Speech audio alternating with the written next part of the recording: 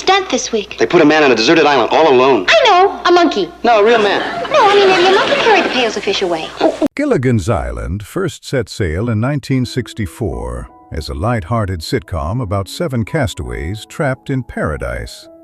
But 6 decades later, the real stories behind its beloved cast feel even more fascinating than the island itself. From sudden fame and typecasting to quiet reinventions, personal struggles, and final goodbyes, each actor carried a very different life after leaving that tiny boat behind. In this then and now journey, we look back at the faces that made audiences laugh, the surprising paths they took, and what became of them 62 years later. Some stories are nostalgic, some are heartbreaking, and some may truly surprise you. Bob Denver portrayed Gilligan, the accident-prone first mate whose chaos kept the castaways trapped and audiences laughing. Missing pie pan, I suppose. Yeah, just like that. And look, you see this line's been cut by a knife or something. Born on January 9, 1935 in New Rochelle, New York, and raised in Texas and California, Denver studied at Loyola University and taught school before comedy made him famous. He first appeared on Gilligan's Island in 1964, making him about 29. Gilligan was a red-shirted, white-hatted bundle of panic and kindness, always turning rescue into another wave back to shore. The painful irony was that Denver, remembered as a fool, was described by family as intelligent, private, and deeply devoted at home. After the series, he returned for reunion films, fan appearances, and small-town radio with his wife, Dreama, never fully escaping the island. He died on September 2, 2005, from cancer treatment complications at age 70, leaving a comic mask that hid a thoughtful man. Hale Jr. portrayed Jonas, the skipper Grumby, the big-hearted captain whose booming voice became Gilligan's comic anchor. Head? Fat maybe, but no muscles. Well, that's the way they work it. They make you feel that everything's okay and... Born on March 8, 1921 in Los Angeles, he was the son of actor Hale Sr. and silent film actress Gretchen Hartman, growing up inside show business before building his own career. He first appeared on Gilligan's Island in 1964, making him about 43. The skipper was a barrel-chested sailor in a blue shirt and cap, forever caught between command, affection, and exasperation. The touching part of Hale's story is that he embraced the role rather than running from it, greeting fans in character and carrying the skipper into reunion projects. After the show, he acted steadily and operated Skipper Alan Hale's lobster barrel in Hollywood. He died on January 2, 1990, of thymus cancer at age 68, like a captain whose last voyage ended quietly off-screen. Tina Louise portrayed Ginger Grant, the stranded movie star whose glamour brought Hollywood heat to the island. Joy. Oh, sorrow. Born Tina Blacker on February 11, 1934, in New York City, she was an only child whose parents divorced when she was young, and she trained for performance before winning a Golden Globe for God's Little Acre. She first appeared on Gilligan's Island in 1964, making her about 30. Ginger moved through the huts and palms like a red-haired studio siren, all satin confidence and guarded loneliness. A human struggle followed her fame. Louise has spoken about a difficult childhood and later resisted being reduced to one role, choosing not to return for the reunion movies. After the series, she pursued films, television, writing, and literacy work in New York. In 2026, she is 92, the last surviving original castaway, private but still a living witness to a voyage everyone else has left. Dawn Wells portrayed Mary Ann Summers, the Kansas farm girl whose warmth made her feel like the island's conscience. Missing pie pan, I suppose. Yeah, just like that. And look, you see this line's been cut by a knife or something. Born on October 18, 1938 in Reno, Nevada, Wells became Miss Nevada in 1959, represented her state at Miss America, and studied theater arts before acting. She first appeared on Gilligan's Island in 1964, making her about 26. Mary Ann was gingham, bare feet, sunlit common sense, and a smile that made the fantasy feel safe. The harder truth came later, when Wells faced public financial trouble after medical costs and the 2008 financial crisis, a humbling contrast to the comfort she gave millions. After the show, she embraced Mary Ann through reunions, books, fan events, and motivational work. But her final years carried vulnerability. She died on December 30th, 2020, from causes related to COVID-19 at age 82, and the girl next door became a locked door in television memory. Jim Backus portrayed Thurston Howell III, the stranded millionaire whose polished arrogance turned wealth into one of the island's funniest illusions. Are you asleep? Are you asleep? Mr. Howell, what are you doing in my hut? It ain't your hut, it's our hut. You see, he was walking in his sleep. Well, his... Born on February 25, 1913, in Cleveland, Ohio, and raised in Bracknell, Backus came from a comfortable background and became a major radio, film, television, and voice actor long before the sitcom. He first appeared on Gilligan's Island in 1964, making him about 51.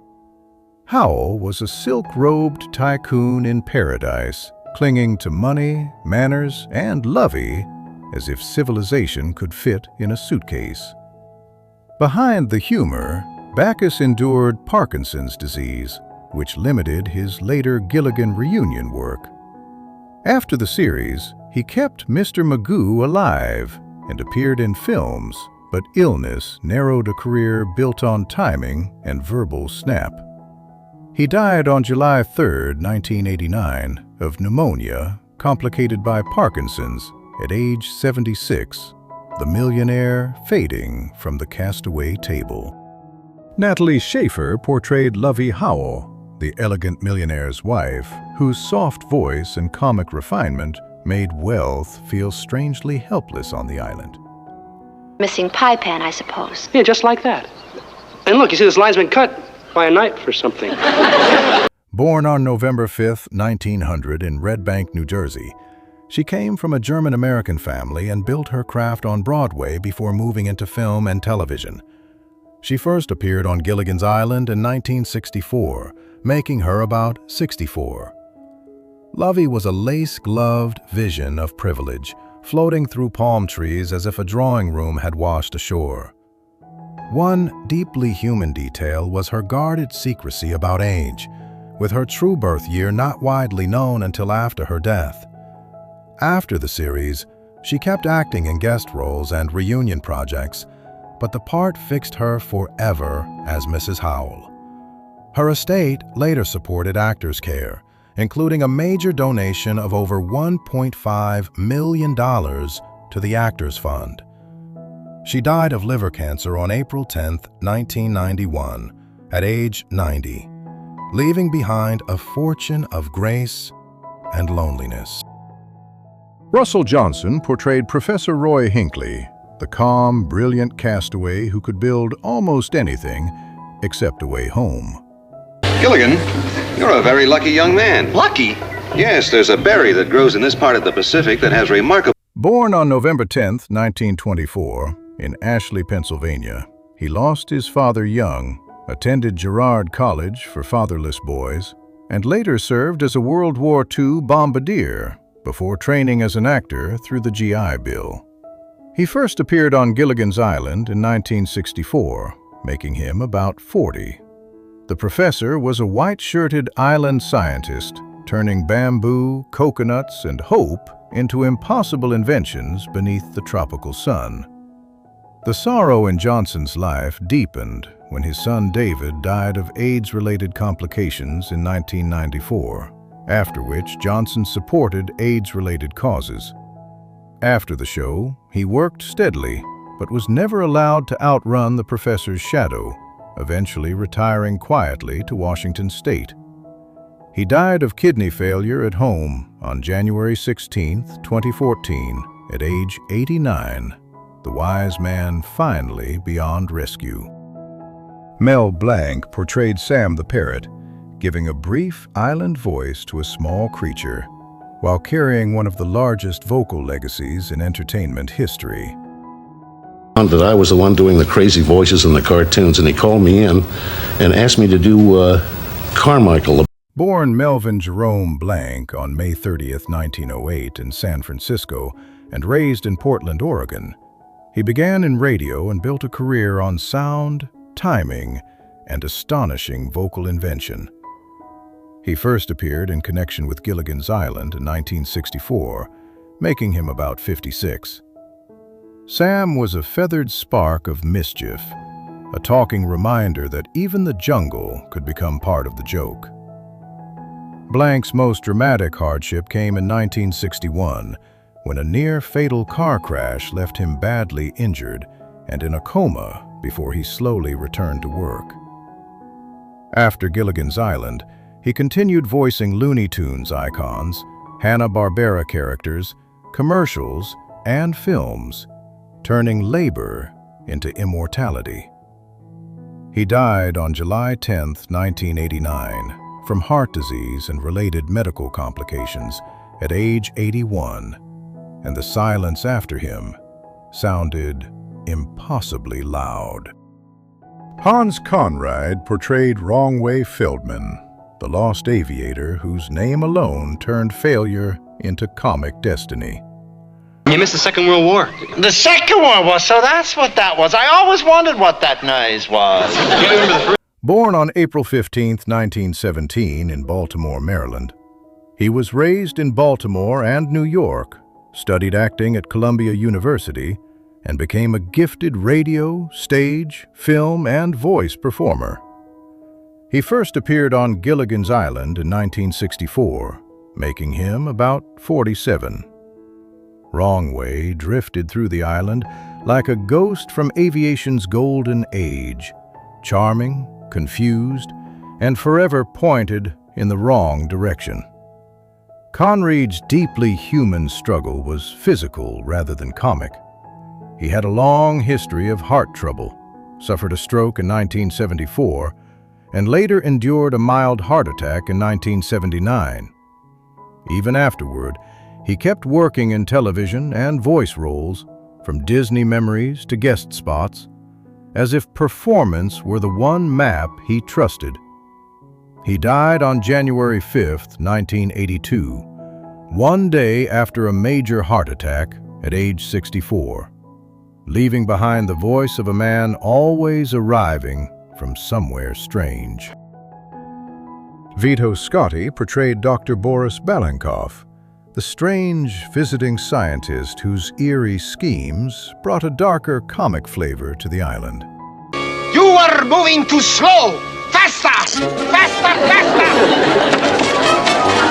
Born Vito Giusto Scozzari on January 26, 1918 in San Francisco, he was the son of Italian parents, spent part of his childhood in Naples, and later became a versatile stage and screen character actor.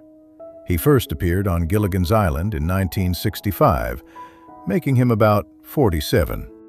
Balankoff moved through the story like a mad laboratory shadow in the tropics, turning paradise into a playful nightmare. Scotty's private life carried real sorrow when his first wife, Irene, died in 1979, yet he continued working through dozens of roles and remained known as a generous performer, cook, painter, and charity supporter. After the show, he became one of television's most recognizable faces without always being known by name, a quiet burden of character acting. He died of lung cancer on June 5, 1996, at age 78, 1,000 faces fading into one final stillness. Denny Miller portrayed Duke Williams, the powerful surfer who washes into Gilligan's Island with easy confidence and comic disruption. Let's see, I'm going to have to change my name. Born Dennis Lynn Miller on April 25, 1934, in Bloomington, Indiana, he grew up around athletics, played basketball at UCLA under John Wooden, and was discovered while working as a furniture mover. He first appeared on Gilligan's Island in 1965, making him about 31. Duke was a bronzed, wave-riding outsider, all muscle and swagger against the fragile society of the lagoon. The cruel turn came late in life, when Miller, once known for physical strength as Tarzan and a fitness advocate, was diagnosed with ALS in 2014. After the show, he moved through guest roles and became the Gorton's fisherman, carrying fame with self-mocking humility. He died at his Las Vegas home on September 9, 2014, from ALS at age 80, his strongest image shadowed by a failing body.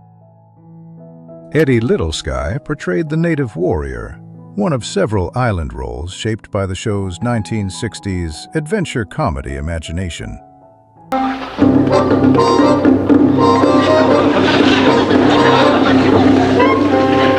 Born Edsel Wallace Little on August 15, 1926, on the Pine Ridge Indian Reservation in South Dakota, he was an Oglala Lakota actor who served in the U.S. Navy during World War II and worked in rodeo before Hollywood. He first appeared on Gilligan's Island in 1965, making him about 39. His warrior figure moved like a painted flash of old studio danger, memorable, but trapped inside the narrow roles TV gave native actors. The weight of his career is that he brought native presence to the screen while still being limited by stereotypes. After leaving film in the late 1970s, he returned to South Dakota and worked in Oglala Lakota Parks and Recreation. He died of lung cancer on September 5, 1997, at age 71, with dignity larger than the parts offered to him. In the end, Gilligan's Island became more than a three-season sitcom from 1964 to 1967. It became a memory the cast could never fully leave behind. Bob Denver, Alan Hale Jr., Jim Backus, Natalie Schaefer, Russell Johnson, and Dawn Wells all carried their island fame into later work, quiet battles, and final goodbyes, while Tina Louise remains the last living face of that original voyage. What do we lose when laughter outlives the people who gave it to us? The island is still on television, but most of its castaways are gone.